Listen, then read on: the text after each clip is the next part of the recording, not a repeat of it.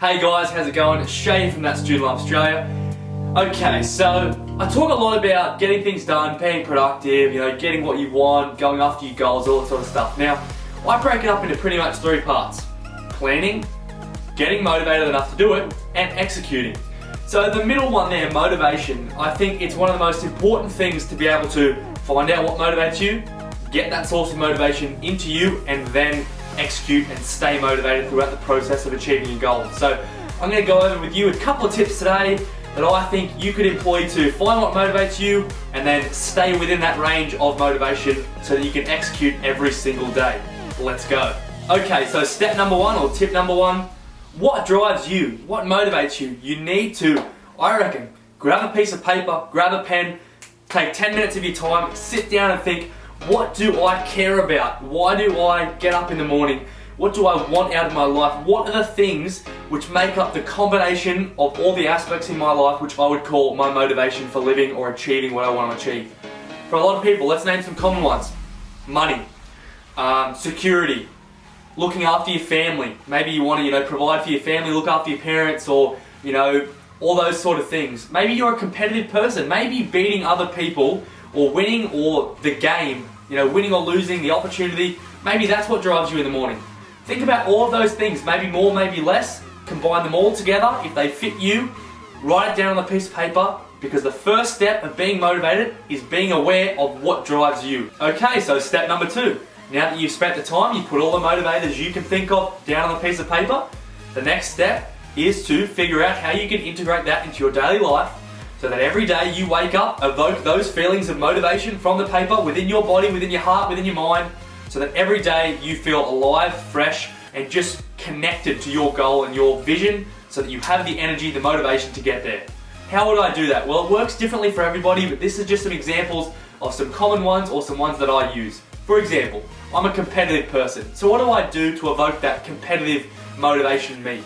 Well, I've won and I've lost a lot in my life. So I think, let's remember how shit it was every time you lost or you didn't live up to your full potential, you didn't give it a full crack. Yep, that felt pretty shit. Let's remember that. Well, on the other hand, how awesome did it feel to win? To know that you gave it all and it all came off. So I compare those two things. That drives me out. I want to lose, I want to win, because one felt good and the other felt shit. Pretty simple, but it works.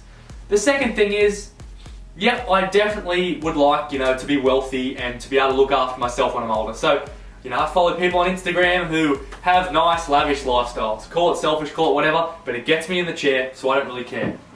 Next one, looking after my family. I was raised by a single mother. We didn't have much when I was growing up. I would love to one day buy her a house or buy her a car. Call it a pipe dream, call it something that only happens if I'm lucky, but whatever. It gets me in the chair. Another thing, there's just plenty of sources of motivation out there.